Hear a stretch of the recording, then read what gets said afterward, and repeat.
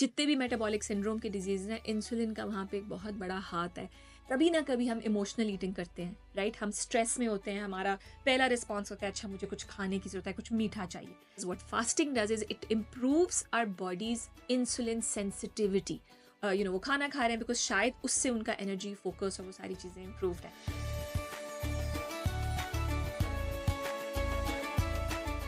Assalamu alaikum everyone and welcome to episode 3 of Ramadan Fit. This is our final episode in this series. So today we're going to talk about some things that are different. हमने पहली कुछ episodes में उनकी बात नहीं की.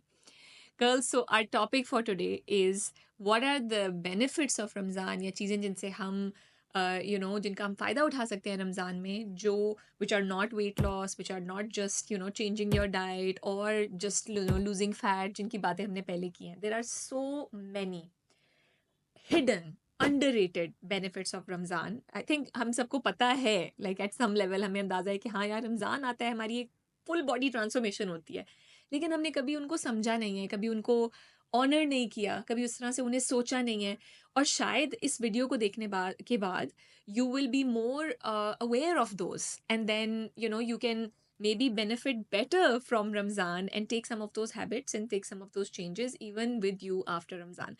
So I'm going to talk about 5 underrated benefits of Ramzan that usually we are not really talking about or concentrating on. So number one benefit, girls, is metabolic reset. So metabolism is, has got to do with our body, right? हम usually उसको समझते हैं कि the rate at which our body is releasing energy और doing its metabolic processes. And metabolic health जिन लोगों की strong है, इसका मतलब है कि दे आर डिजीज़ फ्री। वो उन्होंने इस तरह से स्ट्रक्चर किया हुआ है अपनी रूटीन को, अपनी लाइफ को, कि फ्यूचर में भी वो डिजीज़ फ्री रहेंगे, so their metabolic health is good.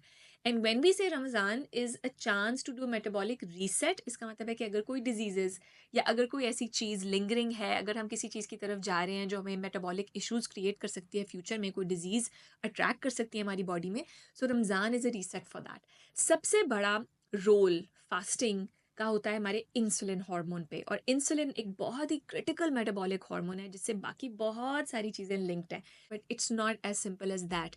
जितने भी मेटाबॉलिक सिंड्रोम के डिजीज़ हैं, इंसुलिन का वहाँ पे एक बहुत बड़ा हाथ है। And what Ramzan does, what fasting does is it improves our bodies insulin sensitivity. What that means is कि जितनी भी बॉडी हमारी जब हमारी बॉडी इंसुलिन रिलीज़ करती है, हमारी बॉडी के सब सेल्स उस इंसुलिन को ज़्यादा बेहतर तरीके से इंटरप्रेट करते हैं, उनका रिस्पॉन्स उस इंसुलिन को इम्प्रूव हो जाता है। फास्टिंग में इंसुलिन इम्प्रूव होती है। जब हम हर वक्त खाना नहीं खा रहे होते, हर वक्त इंसुलिन नहीं रिलीज होती, तो जब वो रिलीज होती है at set times, our body responds much better to that insulin. So super important कि हम इस बेनिफिट को जो है वो मैक्सिमाइज करें। Also by the way improves cravings. अगर किसी को बहुत क्रेविंग का प्रॉब्लम है तो वो भी क्रेविंग भी इसी वजह से होती है क्योंकि हमारे ब्लड में इंसुलिन लेवल्स हाई रहने शुरू हो जाते हैं। सो हर वक्त बॉडी को लगता है कि शायद मुझे खाने की ज़रूरत है क्योंकि ब्लड में तो इंसुलिन है। सो जब इंसुलिन लेवल्स लो रहते हैं, हम फास्ट करते हैं, बहुत देर तक स्टमक में खाना नहीं जाता, बॉडी की क्रेविंग्स इंप्रूव होती हैं। सो अगर कोई क्रेविंग से बहुत स्ट्रगल करता है, जो बहुत लोगों की स्ट्रगल है, so fasting and Ramzan is going to be very beneficial for you.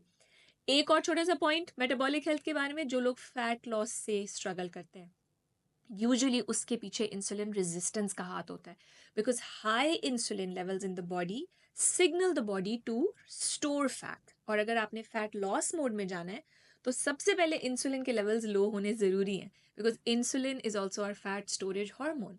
सो जब इंसुलिन के लेवल्स लो होते हैं, बॉडी नेचुरली फैट लॉस को अनलॉक करती है। A lot of people even while being in a calorie deficit वो fat lose नहीं कर पाते क्योंकि उनकी इंसुलिन रेजिस्टेंस शायद हाई है या बॉडी में इंसुलिन के लेवल ज़्यादा है। फिर वो कहते हैं कि हम तो खाते भी नहीं, हमारा फैट नहीं लूज होता।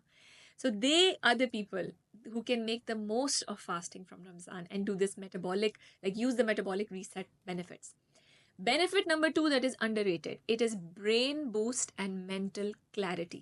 अब हम लोग क्या समझते हैं कि भाई शायद रमज़ान में हमारा ब्रेन फॉग बढ़ जाता है, हमारा माइंड काम नहीं करता, हमारे एनर्जी लेवल्स कम रहते हैं, but actually that is to be honest not true.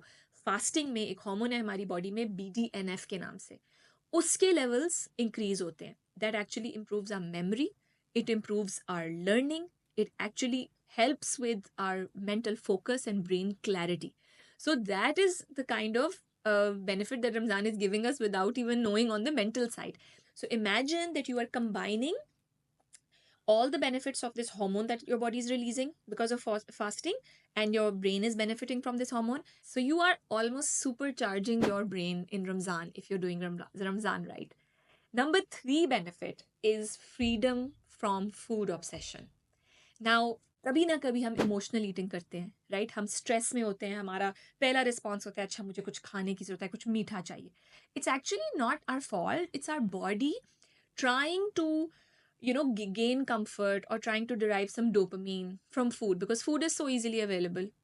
So our body's first reaction and response is, okay, if I'm stressed, if I'm struggling, let me actually reach for food, so that I get comfort, I get reminded that there's a dopamine rise, I feel those relaxed feelings. But actually वो relaxed feelings तो आती नहीं है, हम फिर खाना खाने का भी stress लेना शुरू हो जाते हैं. So इस phenomena को कहते हैं food noise. A lot of people have a lot of food noise in the back of their head. वो हर वक्त सोचते हैं कि मैं क्या खाना है, अगर खा लेते हैं तो फिर खाने के बारे में सोचते हैं, अगर नहीं खाते तो क्या खाना है उसके बारे में सोचते हैं. And this is really a form of emotional struggle with food.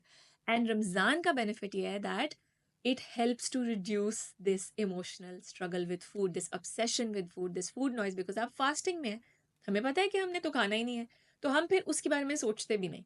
And so this is a benefit जो you can take into Ramzan. Obviously, when your body gets used to not thinking about food, for some time after Ramzan also, you'll see कि अच्छा यार मेरी food noise reduced hai. I'm feeling, no, I don't have an obsession with food anymore. Benefit number 4, it is a habit stacking shortcut in life. So habits के बारे में मेरी favorite book है Atomic Habits के नाम से.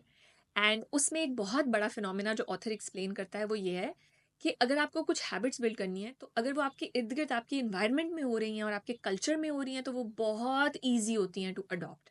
Now in Ramzan, all of a sudden when Ramzan starts, हर बंदे की हमारे इर्द गिर्द रूटीन चेंज हो जाती है. Specially if you living in Pakistan, even if you living abroad, there are communities in which we move around. आपकी जो कम्युनिटी है, मुस्लिम कम्युनिटी, पाकिस्तानी कम्युनिटी, उसमें सबकी हैबिट्स चेंज हो जाती हैं. तरावी का एक कॉन्सेप्ट है, लोग तरावी पे जाते हैं पोस्ट इफ्तार. इवन इफ्तारी जल्दी ख़त्म करने का कॉन्सेप्ट है, बिकॉज सबको पता होता है अच्छा यार किसी ना किसी ने तरावी पे जाना है. इसी तरह सहरी पे उठने का कॉन्सेप्ट है. यूजुअली उस टाइम पे जब सनराइज होता है, हमारे घरों में, ज़्यादातर घरों में कोई भी नहीं उठता, राइट? हम सब उस टाइम पे सोते हैं. इवन अगर किसी को फजर पढ़नी है, वो बस फजर पढ़ते हैं, सो जाते हैं. So these are habits become easier to build in Ramzan, because हमारे इर्द गिर्द वो हैबिट्स हो रही हैं. It's like a cheat code to building new habits. So use Ramzan as an opportunity. अगर आपको कोई अपनी हैबिट भी अंदर डालनी है, जैसे लेट्स से वर्कआउट, आप उसे इफ्तार से पहले स्टैक कर लें, तरावी के बाद स्टैक कर लें, इसको कहते हैं habit stacking. So if habits is a problem that you struggle with, it is 10x easier to create and stick to new habits in Ramzan, because हमारा सारा का सारा environment change हुआ होता है. Final benefit, it is about fixing sleep and your energy levels. Now everybody is probably thinking Ramzan में तो बल्कि एक चीज़ जो बिल्कुल ख़राब हो जाती है वो हमारी स्लीप है. जो लोग कर सकते हैं वो कोशिश करते हैं कि वो मैक्सिमम दिन में सोएं और रात में जागें, वो मैक्सिमाइज़ करें वो टाइम जिसमें उनकी बॉडी में वो खाना खा रहे हैं, बिकॉज शायद उससे उनका एनर्जी, फोकस और वो सारी चीज़ें इम्प्रूव्ड है. लेकिन एक्चुअली ऐसा नहीं है गाइज. रमज़ान की जो साइंस है, the science helps us with better sleep. So एक तो चीज़ हम अपना क्या करते हैं, हम अपने ईटिंग टाइम्स फिक्स करते हैं रमज़ान में. Sehri and iftar become times when we are eating, और इससे हमारी सर्केडियन रिदम, जो हमारी बॉडी की इंटरनल क्लॉक है, जो सन के साथ मैच हुई हुई है, उस पर बहुत पॉजिटिव इम्पैक्ट पड़ता है. So remember, our circadian rhythm is set based on 2 things. Number 1, when we see the sun, so हम सनलाइट का एक्सपोजर हमारा कब है, और number 2, when we eat.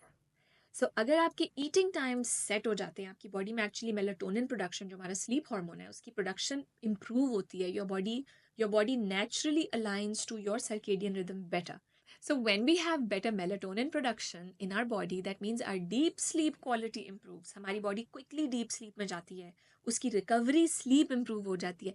So अगर ये 2 चीज़ें हम खुद से कंट्रोल करें, if we try and stop eating after maybe 9-10, ताकि हमारी स्लीप फास्टेड स्टेट में हो, और सोशल प्लान्स नहीं बनाएं, प्रायोरिटाइज करें कि रात की नींद मिले. यस, दिन में you can supplement, maybe after suhoor 2 hours, maybe before iftar you can supplement, sleep a little bit more, उससे भी रिकवरी बेहतर होगी.